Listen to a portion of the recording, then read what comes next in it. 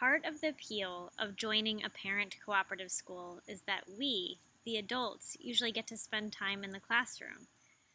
Typically at the cooperative school, we get to take the first steps of learning alongside our children. We have the opportunity to see our children's day firsthand and learn strategies we can use at home by observing our expert teachers in action. Since we are unable to walk through the garden gate now during these COVID times, I will share our school, a place that invites exploration, welcomes play, and ignites creative thinking for both children and adults.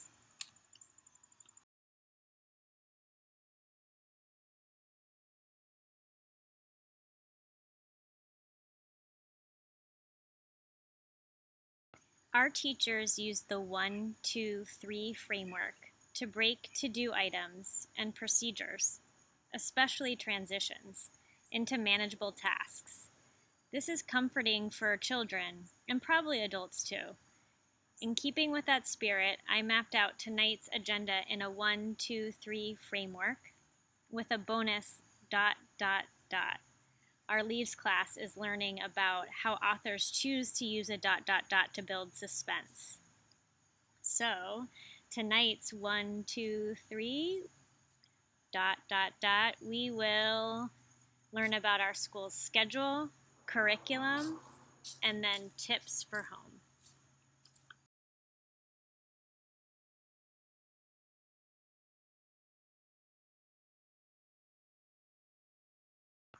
We are so lucky to have our teachers. They make all their curricular decisions with intention and purpose, and with the goal of raising citizens of the world, and building a foundation for future academic learning in elementary school and beyond. Our children, some as young as 2 years old, engage in complex learning and play work. Let's uncover the children's daily schedule and much of its accompanying curriculum, our 1 and 2 of tonight's 1, 2, 3. First, let's zoom out on the entire schedule for our outdoor school. First, there's arrival and checking in. Next is the first play session, followed by circle and story. After story, children enjoy a snack, and then is a final play session. I'm calling this Play Plus because it's a scaffolded play session that's interwoven with academic pursuits like visual arts, painting, collage, sculpture, drama, storytelling, math, science, and social studies. We'll look at each of these elements of our schedule in more depth.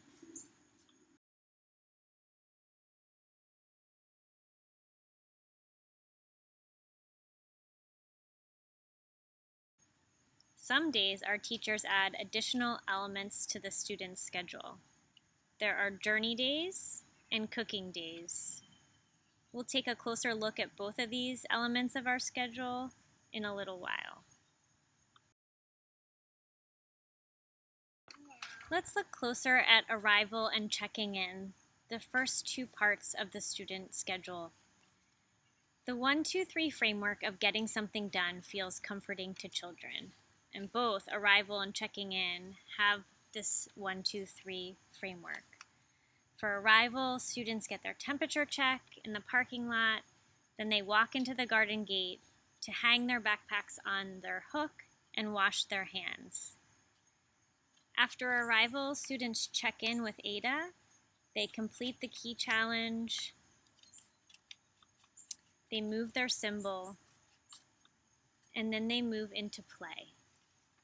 Arrival, all the steps of arrival, the key challenge, moving the symbol, and the first play session are about acclimating. It gives acclimating to school. It gives students the time, space, and choice to make this transition from home to school. The key challenge provides opportunities for teachers to conduct formative assessments in areas like patterning, sequencing, counting, fine motor skills, and drawing. formative assessments inform teaching. That is, they give teachers information about children. Then teachers can tailor their instruction to meet the specific needs of the children right where they're at right now. This photo shows an example of a key challenge Ada set up. This is a patterning challenge. So students are presented with materials and given a direction, and then Ada can observe as students work on the patterning. Then the teachers know what else they need to work on.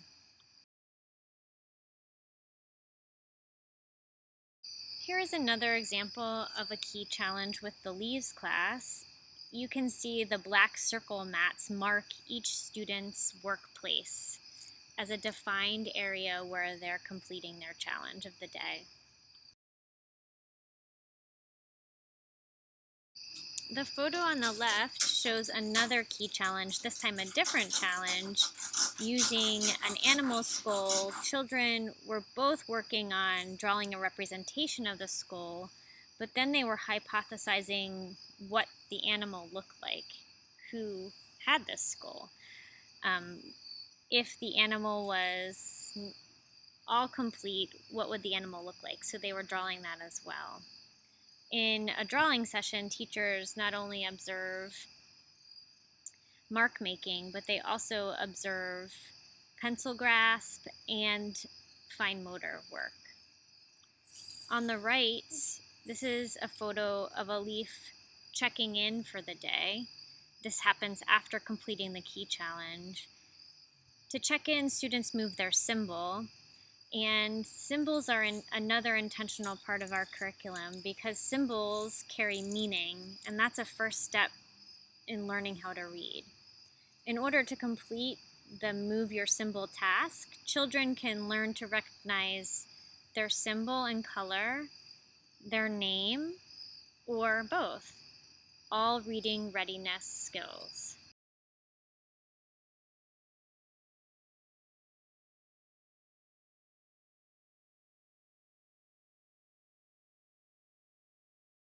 A little bit more about the first play session, which is the third part of the 1, 2, 3 of checking in. The first play session is for acclimating.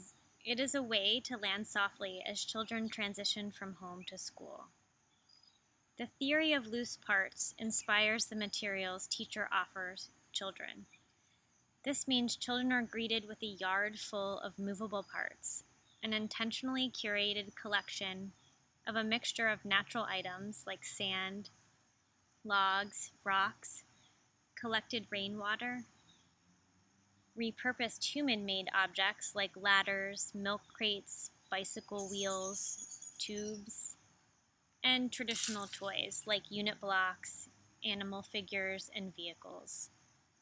All of these items serve as an invitation to pretend, create, build, and play. The teachers rotate play materials throughout the school year, giving children the opportunity to benefit from an eclectic mix of beautiful stuff. Teachers journal with children during this time too. Journaling, which is storytelling, mark making, drawing, editing, and composition, happens one-on-one with a teacher. Students tell a story, and teachers record what they say, teaching concepts about print along the way. That is, students learn where writing goes, that it happens on the top of the page, starting on the left-hand side, traveling to the right, moving to the next line when space runs out. That's called return sweep. Teachers read a story back to children, and together they edit. Students can add words, change words. Teachers show how you can cross something out to make an addition. And finally, students illustrate their story. The Seeds class will begin journaling soon. Hi, let me tell you a little bit about our transition animals. About 5 years ago, when our outdoor program was really taking off, we began to notice that screen use was impacting children's ability to scan and to pick out details in the middle and far distance. This is, of course, a literacy skill, but mostly it's a life skill. Imagine going to an airport and untangling departure and arrival details under pressure. These visual discrimination skills are developed during early childhood, and research supports the observations we were making literally out in the field. For this reason, when it came time to go all outdoors, I began using these animals as a way to cue children for transitions. Please meet three of our cues: Miss Hen, named for the chicken in the book, The Chicken Chasing Queen of Lamar County. She tells us it's time to play. She has a mask on, so mask up. Then, the Budgie sisters were gifts from a visiting educator from Australia. They tell us it's time to go home. In between, we have Story Sloth, also Circle Sloth. He wears a mask, so masks up. And Wolf, whose mask is down, because Wolf signals eat. That we use these means that there is that much less talking, that much less telling. It is Sloth signaling the slow down, not us. The less we fill the classroom space with adults telling, the better.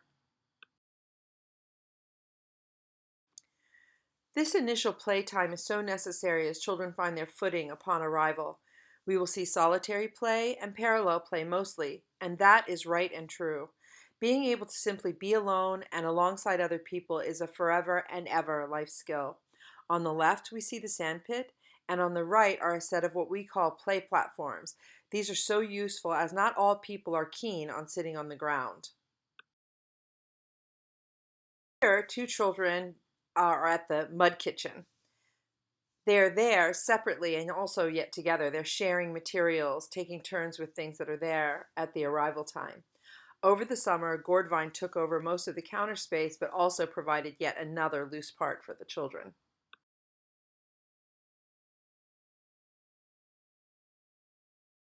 If your child is new to journaling, you might already imagine the wonder, confusion, and yes, risk-taking your child was confronted with during their first journal session. Here's an example of a new-to-the-school storyteller. At first, he seemed cautious and tentative, but as you can see here, he jumped in with his whole heart. He replicated the journaling experience later, once upon a time, and then looked for a pen to write his own entry. This entry can be found in his journal along with the original entry, which was dictated by him and recorded by the teacher. And this is a cargo, and this is a train tracks and a rail crossing. Yeah, I need just a banana rail.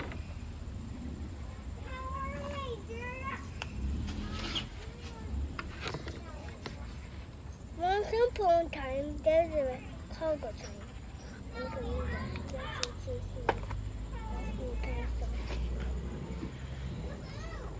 Once upon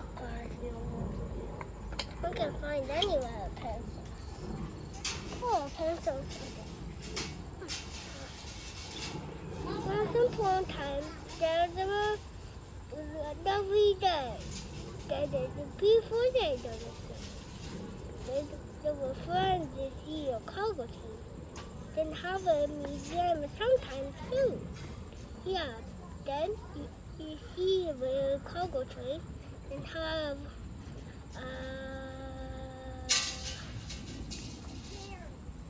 cargo. Then have a few tanks too. Then the cargo train. And the sky is beautiful. It's very, very beautiful. But me, who wants to draw the cargo train? When adults model writing, children will pick up the habit themselves. This is a story written by one of the Leaves class children. He imitated the form that we use to record journals and made his own. Just as that inspired mark making and storytelling, we see children's mark making experiments immediately take hold all over the outdoor classroom. Several chalkboards about the yard. Here, a child is drawing a picture of himself climbing a ladder. There are clipboards and papers. We also have pieces of slate, wood, metal, and all kinds of mark-making materials. Children can use these at will. After the first play session, students are signaled to come to the circle, usually with a bell. They stop what they're doing and come to the outdoor classroom, which is the large platform that was designed by parents and built over the summer. Circle meeting serves to strengthen the class community. Children learn to know and respect one another, to see and hear one another. There's a predictable, reliable routine to circle, and children are directly involved with jobs and take turns leading parts of the meeting. Teachers continually, gradually release ownership of the meeting, passing it from themselves to the children. By the track's year, the entire meeting is child-led. During Circle, children's commentary and questions are given space and value. Children practice empathy, democratic engagement, and extending kindness. When the need arises to address a specific conflict, teachers add a problem-solving session to Circle meetings, and through discussion, the entire class finds a workable solution. I see so much benefit in Circle just from the social, emotional component as I just described. But as if that weren't enough, so much academic learning is seamlessly integrated into Circle. Singing songs and reciting poetry develops language, reinforces the semantics of the English language, emphasizes rhyme and fluency, all of which are important building blocks to learning how to read and write. Speaking and listening are both crucial communication skills. Among other things, children take turns telling the weather and sharing stories from their journal.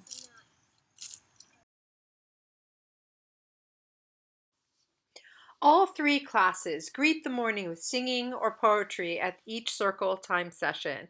Here, Teresa sings with the Seeds class. Here's a photograph taken during Track's circle. Both the leaves and the tracks, and eventually the seeds, will use the weather dolls to tell us the weather. This is yet another way to tune into our environment, scanning sky, tuning into wind, feeling cold and warmth, and always, always waiting to see a rainbow, but we still haven't. On the left, one child gives us a rhythm as his circle job. We will change out instruments, but it's one of the circle jobs, providing music. On the right, one of the tracks is waving the feather for our breathing practice. He chose race car breathing, and we all race car breathe while he slowly waves that feather. Two more photos of circle jobs. We have the chime on the left, which marks the start and finish of circle, and again, there we have a rhythm for the day. Side note, the person who holds the job, music, also holds open the gate as we leave school to land on a blue dot. And there's another 1, 2, 3. Walk through the gate, say thank you to the person holding the gate open, find a blue dot. As part of our circle, we hold a space for story and modeling storytelling. This will take many forms over the course of the year, and it builds conversation, it builds imagination. But for now, we are reading from a child's journal each day. And one last photograph of circle. Here's the tracks class singing Merrily, Merrily, Greet the Morn. And you stretch your arms out really high, really far, and open up your heart to sing good morning. Story is a binding feature in all elements of the Cooperative School's curriculum. Stories read together after circle meeting inspire art and the children's play.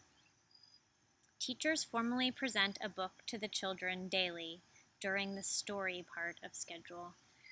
Books are carefully selected for their complexity, depth, and message. During story, children's commentary and questions are given space and value. Through open discussion, teachers and students ask and answer questions, make predictions, analyze characters, infer authors' messages and intent, discuss writer's craft, and make connections across books to real life.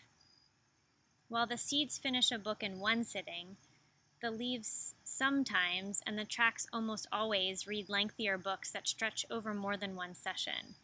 In doing so, suspense is built and students learn to synthesize and summarize information across time. Some tips: consider revisiting books read in class with your child. You can borrow them from the library. And teachers almost always include the book titles in each week in review.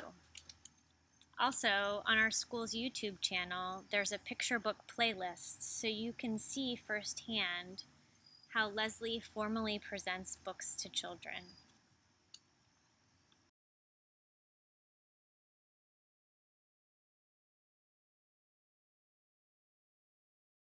Part of formally presenting books to children is teaching them about how books work. In picture books, we gather information from the outside and inside covers, the words, and the illustrations. Teachers talk about all these elements, strategically pointing them out to the class. Understanding elements of text, otherwise known as concepts about print, is a necessary pre-reading skill. As such, while they read aloud, teachers show children how print moves across the page. They talk about the intentional placement of text, the intentional use of white space, how authors change fonts and font sizes, how text is broken into sentences with punctuation, how to read from left to right, top to bottom.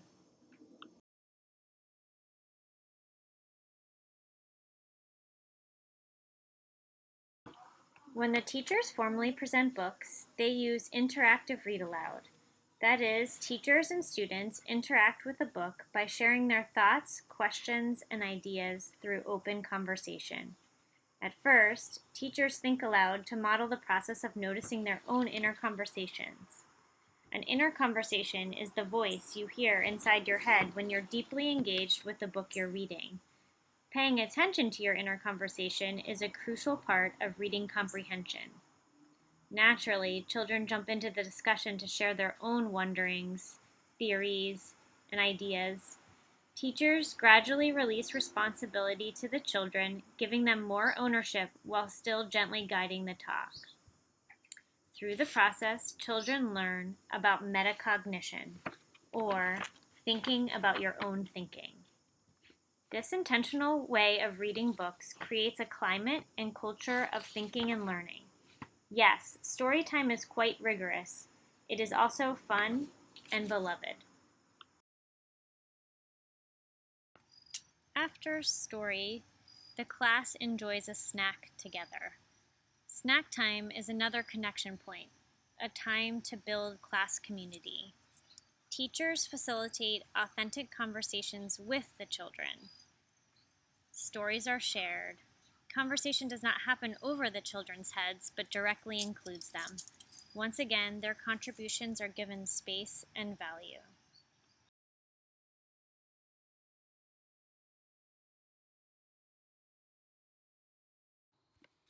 This is a pretty typical snack. Somebody's already eaten the cheese that was there. There's crackers. And I just want to throw this out there that if you're thinking about packing fruit or different kinds of small cut up things, you might want to send in a toothpick to pick up those that food instead of a fork or a spoon, because it's a nice little pincer grasp effect, and it's easy to use instead of and keep track of instead of a fork or a spoon.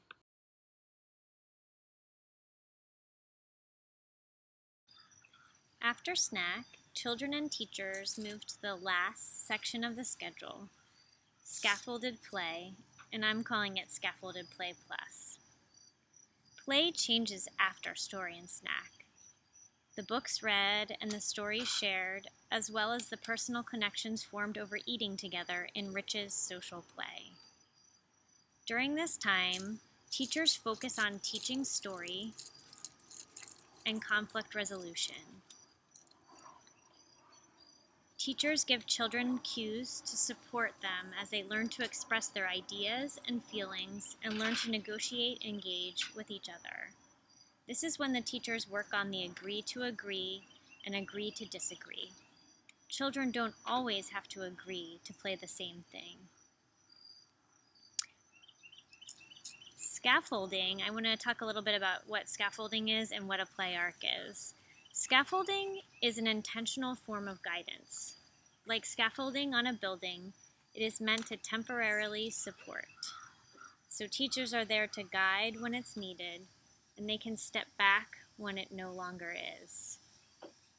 A play arc is the storyline that children play, and many times it mirrors the narrative arc of storytelling, where there's characters in a setting, rising action in a climax, which often has conflict or trouble, as we like to call it, and then falling action and resolution.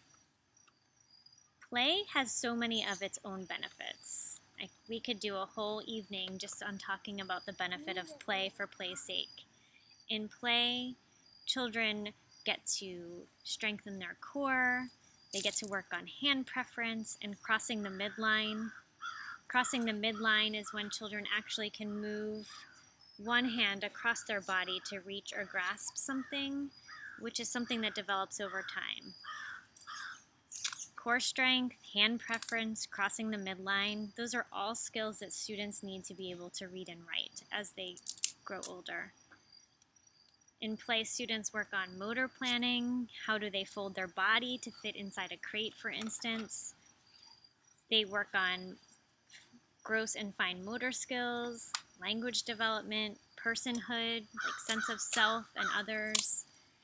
They have much opportunity for idea generation and social emotional engagement. Our play yard houses plenty of structures for climbers to negotiate and for children to experiment with taking physical risks.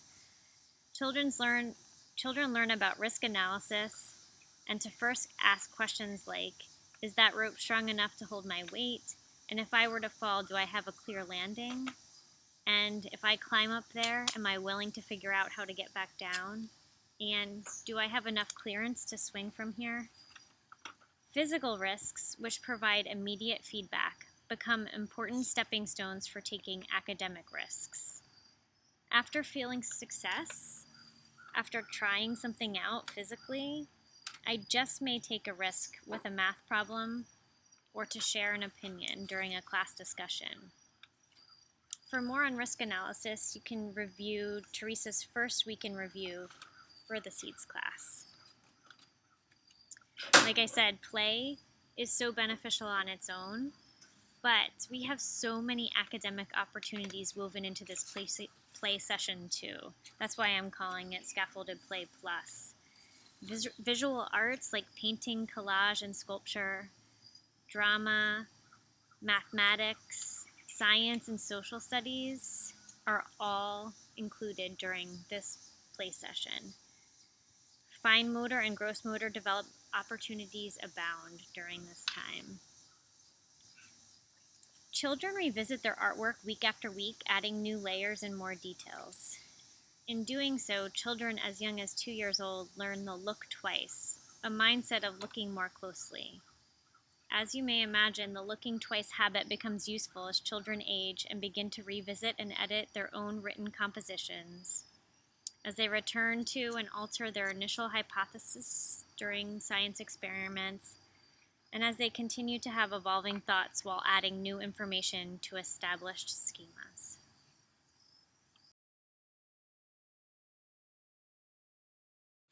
Here are two examples of scaffolded play with the Seeds class. So the first one is about destination. They're both heading towards the tractor. How do they share that space? And you talk them through it. And there you can see it was successful.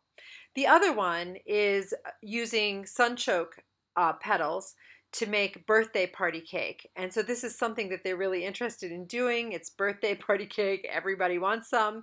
And they're able to go around the yard and collect items to put into that bowl to serve as the food that they're going to be giving the dinosaurs who are coming to this party. This was something that was set up by an adult, and brought to life by the children. This is an example of scaffolded small world play in the tracks class. Time and place combined with materials which the children then bring to life. These locust wood pieces between sandpit and mud kitchen provide a platform for this dinosaur world to exist and for this child's play to launch. Easel painting outside is the best thing we have done since moving outdoors. The light is amazing along the fence line. There are 2 permanent easels mounted on the fence, and these photos give you a glimpse of the look twice. The paintings that you see here are on their 3rd iteration. The children will work on easel paintings at least 3 times before they are sent home. Sometimes almost as many as 4 or 5 times. The final step for each work of art is to provide a title. This last step is perhaps the most important because it places great value on the piece. We will paint on paper when the sun shines. There are plenty of opportunities to paint other times, but we save paper for sunny days. These are 2 examples of play arcs with the same materials and destination. On the left, the leaves are going on a train ride. On the right, the tracks are going to outer space. Interestingly, once the play message is communicated, all 3 classes are cross-pollinated and spaceship wins the day. That said, the children still add details of their own. For instance, the leaves bring chainsaws on their spaceship. That particular detail of their play arc doesn't gain traction with the other classes, and that is perfectly perfect. During the scaffolded playtime, we might also start a project. So the children were really interested in making miniature books, so we took some time out for them to make those. And on the left, you can see them working on their books page by page, and on the right there are a collection of the books ready to go. This is a scaffolded play arc with a leaves class, which was also birthday party, which had to pivot into nature study. So the children went all around the yard and collected items that were supposed to be for the birthday party, and one of them, or a set of them, were the black walnuts that are found in the back of the yard. When you crack these open, there were all sort of, so many moth larvae inside the walnuts. So that everything stopped. Birthday party stopped. Everything stopped. We had to watch those things wiggle around, and there was a lot of them. So it provided at least 20 minutes of entertainment, let me tell you. The next set of slides give you a tour of the play yard and the outdoor classroom. You will see small world play in different places, including near the classroom floor, as here, this is a classroom floor on top of a play mat. This is family that they're playing. You'll see bike wheels being used as saws. You'll see the sand pit redesigned to be a race car track. You'll see the inside of the shed and all the materials that will come out of that shed, including unit blocks and hollow blocks. And finally, you'll see a videotape of children using a ball ramp that they built and taking turns using it.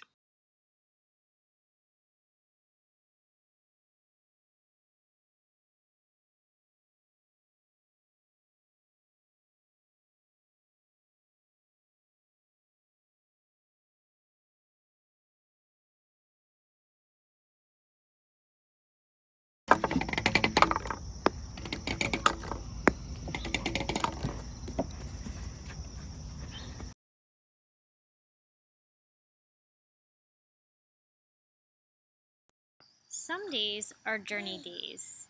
The younger classes will grow into having these. During journey days, the class navigates the neighborhood, creek, and forests surrounding the school. Journey days practice internal mapping and navigation, both important aspects of brain growth. Mapping quite literally creates new neural pathways. The children make mental maps with their teachers. They also make physical maps using items like sticks to mark a path and blocks to represent important landmarks. They make maps on paper as well. Additionally, journey days are about creating shared story. For example, the children name the destinations. Initially, teachers share what last year's children and even Tink campers name the destination. They may change these, and they will certainly create their own shared history around them. For instance, Dragon Tooth Rock still exists. I think it was created in 2012. The Sledding Hill, the Click Clack Fence, and now Echo Town are important destinations that have a shared history. This year's class will write a new story on top of those already written.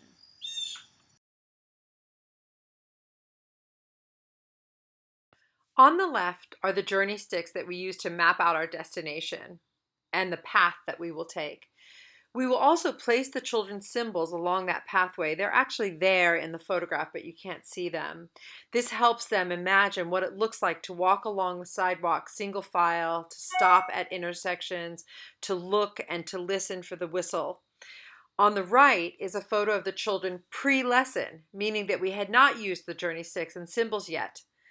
This simple act of using those symbols immediately changes the children's perception of what is expected, and it changes the way they walk along the sidewalk. The next set of photos will give you a glimpse of all that our urban nature, our neighborhood, has to offer. From salamanders still surviving at the edge of very polluted streams, loads of environmental print, and friendly faces, and limitless sky and grass, pocket forest, and every kind of sight and scent and sound.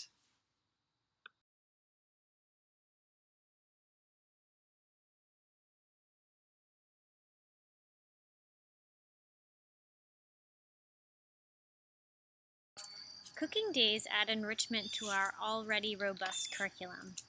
Cooking provides real-life opportunities for children and teachers to engage in direction following, measurement, in collaboration while learning new terms and symbols.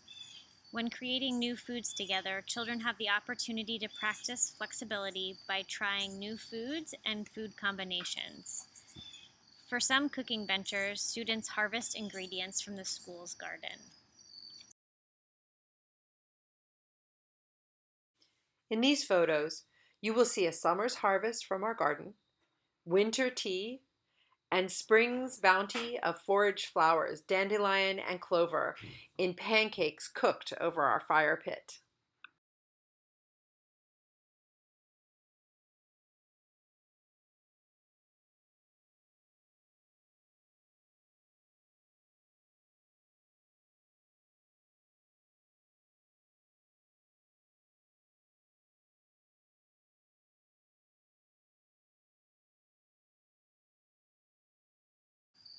Finally, our 3 for tonight's 1, 2, 3 is tips for home.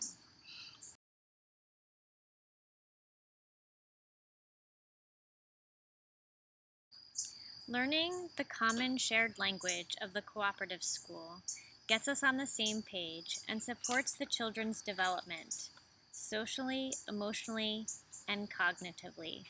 Remember, words matter. When you see it, say it.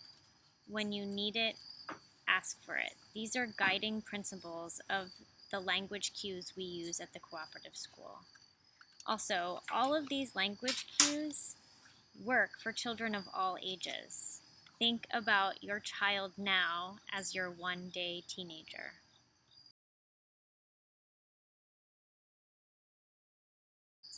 Time and place is a cue we use at the Cooperative School. There is a time and place for everything, but it may not be now and it may not be here. You can use this cue when the action or reaction does not belong in the space or during the time you find yourself. For example, running down the sidewalk and into the street. You could say, there is a time and place to run, and this is not it. The more you use this language with your child, the less words you have to use. As your child gets used to hearing about time and place, eventually you can just say, time, and place.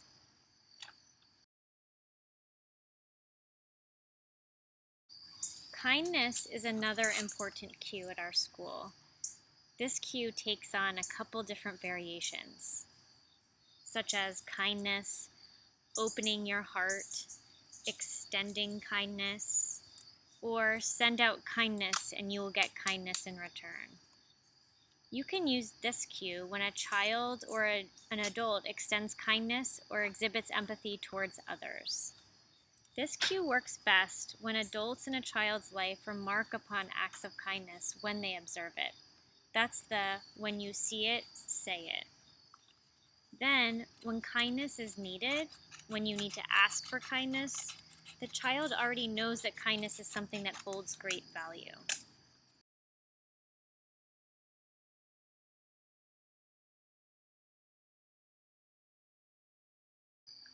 Flexibility is another favorite cue.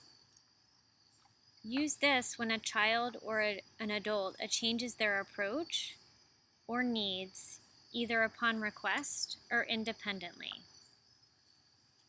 Again, this works best with the when you see it, say it.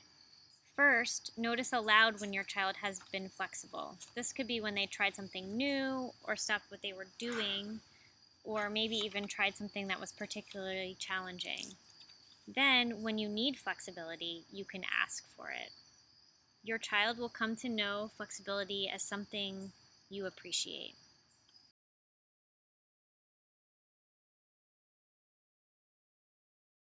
What is your plan? Or, alternatively said, do you have a plan? Is used when your child needs a plan for an expression of needs, ideas, anger, energy, or anything really. You can work out a plan with your child in advance, numbering the steps of completing the task or solving the problem. For instance, you could write down a plan for something your child struggles with, like getting ready to leave the house or taking turns with a specific toy. You write the steps, you post it on the wall, you refer to it later. This will become a guide and a comfort. We often refer to this as a contract.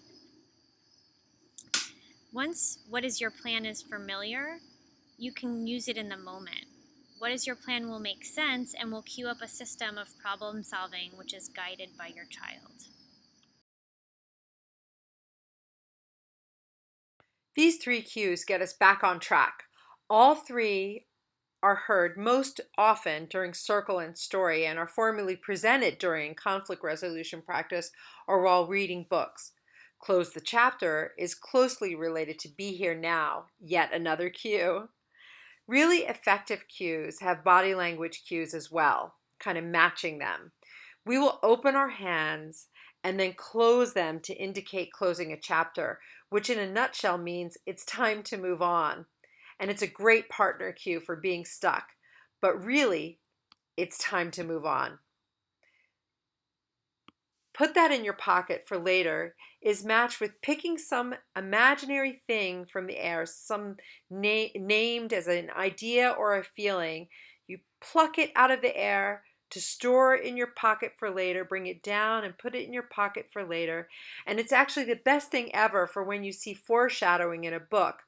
This practice brings joy and a feeling of accomplishment when you're able to then pull that idea out of your pocket when you see it happen in the book.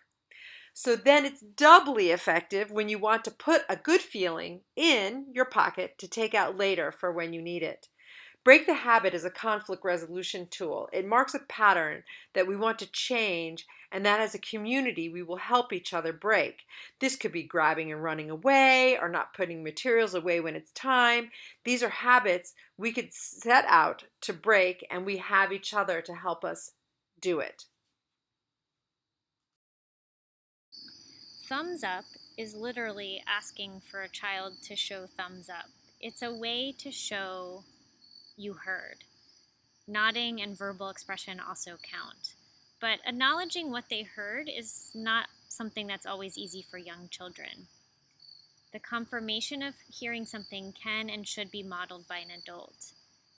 This shows that confirming something has been understood and is important. It's important to close the loop when receiving an instruction, and a thumbs up is that confirmation. A bonus, if your child is reluctant to greet a person they have just met, you can signal hello with a thumbs up as well.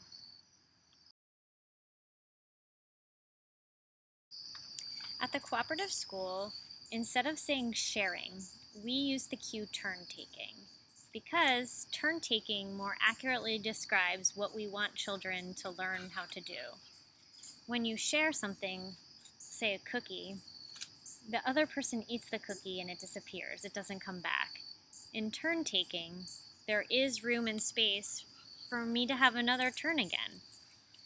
We teach the pattern of turn taking, so it's my turn now, and then it's your turn, which means it can be my turn again after your turn is over.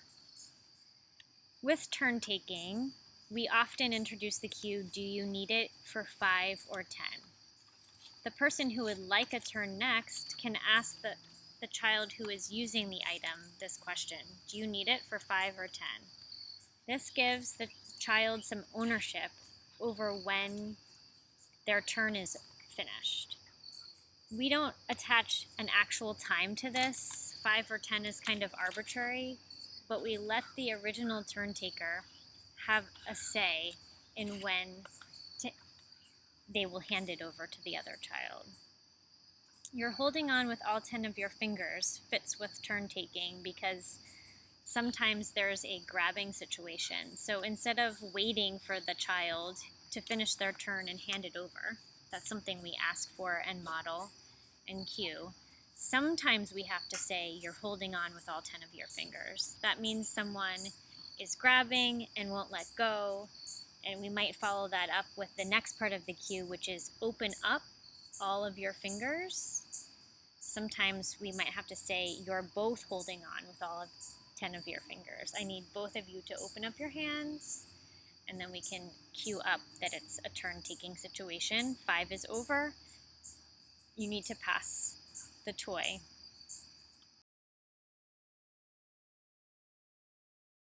The agree to agree or disagree come to the fore with these 3 cues. You're playing against means that there hasn't been a meeting about what the agreement will be. The children need a meeting to arrive at that agree to agree or disagree. They need to outline the rules of the game and decide to be part of that play arc or to be heard when they say they don't want to be part of it.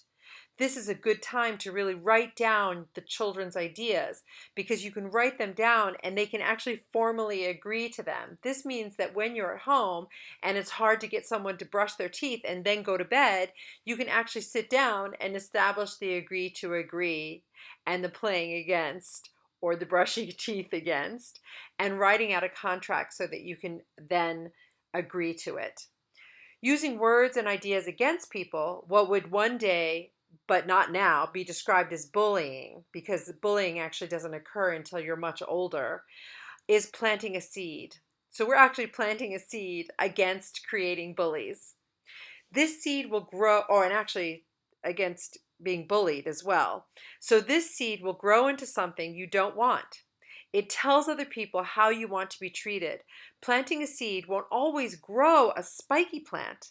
Sometimes that seed, a seed of kind words and kindness, will grow into something lovely.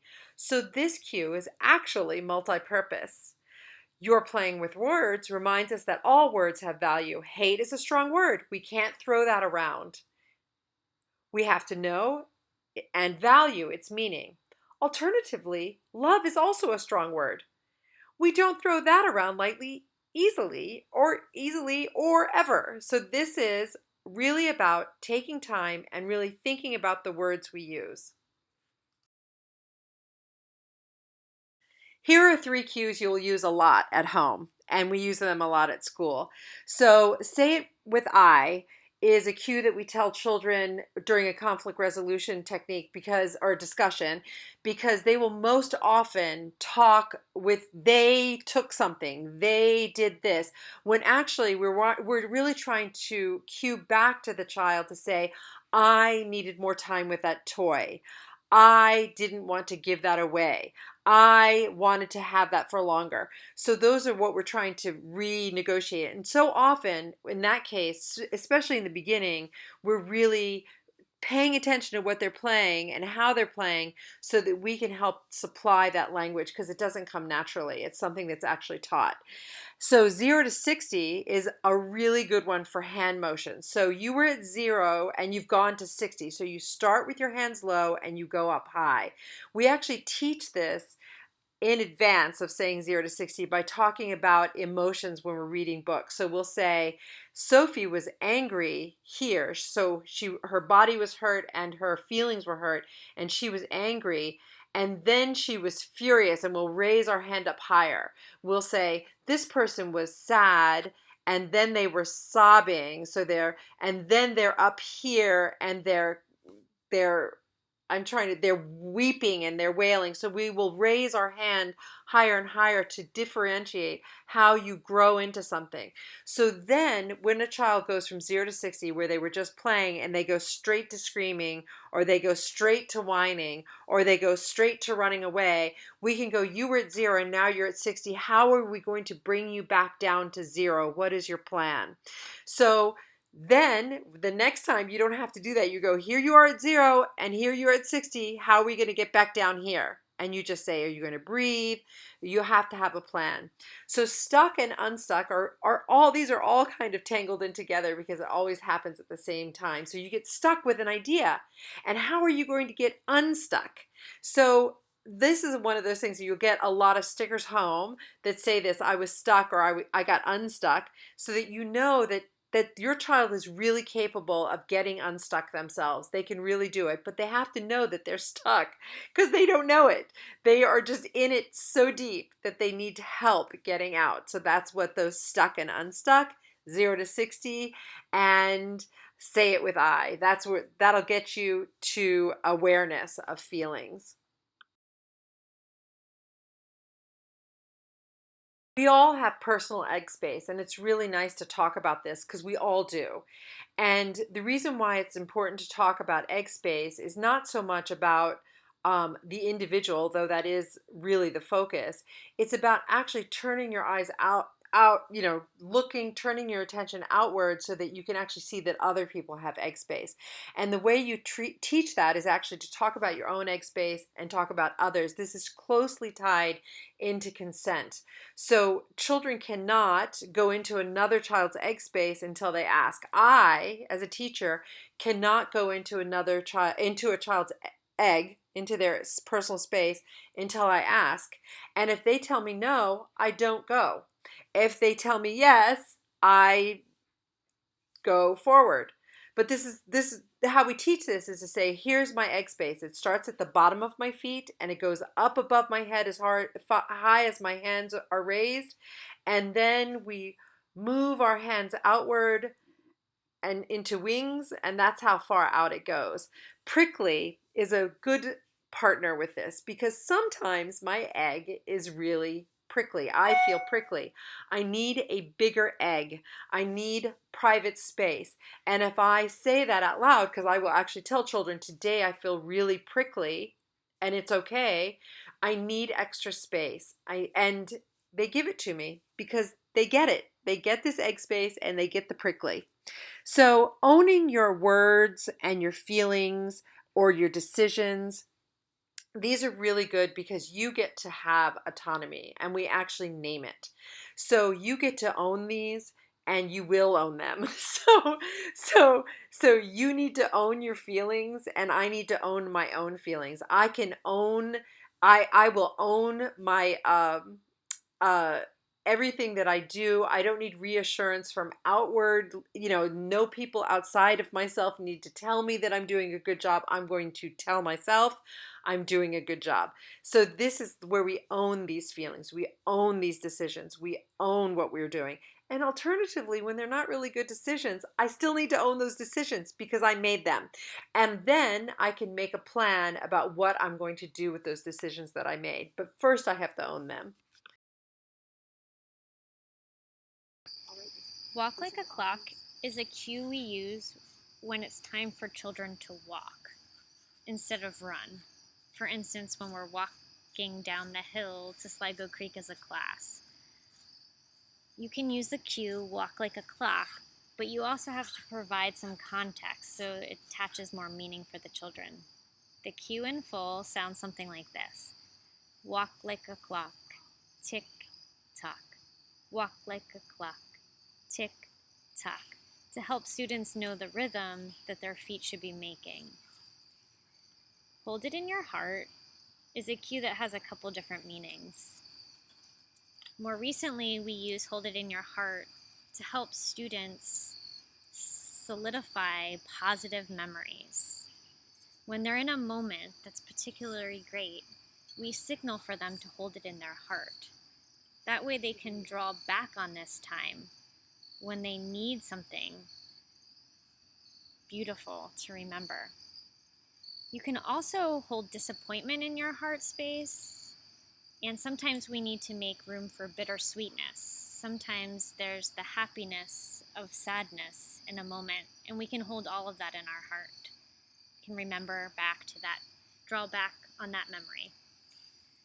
And finally, checking in sounds like, this is when there has been a conflict and we need the child to go check in on the other person. Let's just say that we were throwing rocks at the creek, and unintentionally a rock hit one of my classmates. I need to check in with that person because that's what a human does. Oftentimes children don't have the words for that in the moment, or that feels uncomfortable to do, especially when it's unintentional. So adults can give the language. Checking in sounds like, how is your head doing? I didn't mean to hit you with a rock. I hope you're feeling okay. The important thing to note about checking in is it goes beyond saying I'm sorry. We've all been in an experience where saying sorry doesn't really feel like a full actual apology. From the beginning, we're modeling for children that the simple words sorry doesn't go a long way, but checking in does.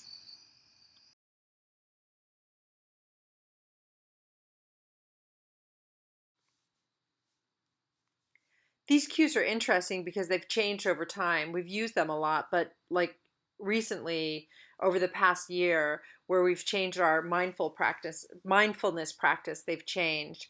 So be here now is really about being here now. So that's why it goes with close the chapter, because we're trying to open the chapter on where we are now. So we're be here now. It is a way to like really mark the moment. So feel where we are, see where we are, and if there's a taste involved, taste, smell, we're really talking about being here now, which is good because if somebody's worrying about something that hasn't happened or did happen, we can kind of collect ourselves to be here now. It actually works really well since we started this practice, and we'll practice it all through the course of the year. Tried it kind of goes hand in hand with that because tried it means that we can take the time to figure out what I did at that moment that changed things. So I tasted something new. I tried climbing over a rock and it was different. And I did it and I climbed a tree and I climbed under something and I found my way out and I negotiated a new way to play. So this is all tried it. It falls all under that umbrella, which is partnered so closely with Be Here Now. And then it also brings us back into mindfulness to listen to people and to actually know that the person in front of us is ready to listen to what we have to say. So we use that person's name and we say so-and-so is a person is a real person and who is going to listen to you. So this is a person who you walked past and you didn't check with them when you bumped into them. You can just say, hey, I bumped into you. So it's about really valuing the person that's right in front of you and in turn valuing your own actions.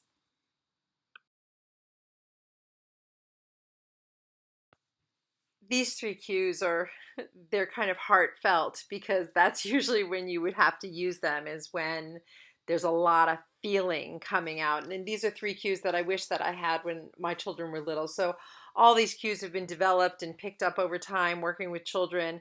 And I just want to tell you that these also have hand motions to them. So opening your eyebrows is when you're angry or sad. It's just a way to, like, you put your thumb between a child's eyebrows and just kind of gently rub it and say, open your eyebrows.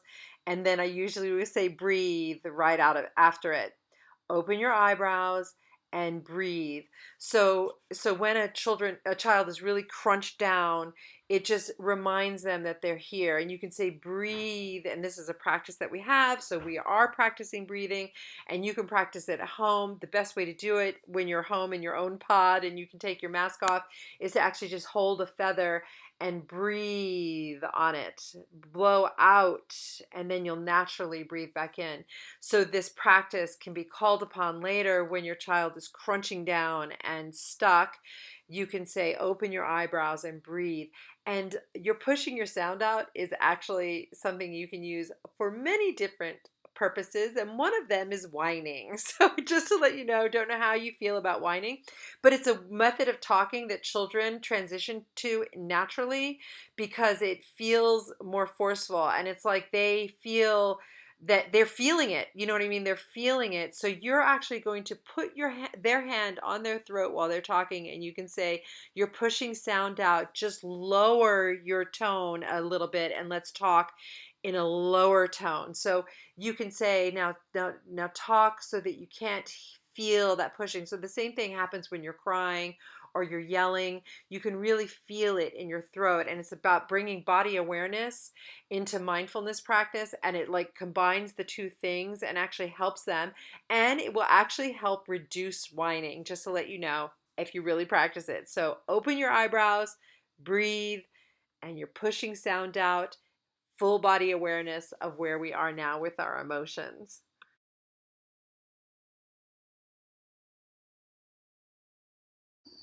Some additional resources to learn about our school's curriculum are the week in reviews written by our teachers each week and found on the member site. Consider reading all of the week in reviews. They have such valuable information, even if our children are not in those particular classes. You can watch Leslie formally present picture books on our school's YouTube site.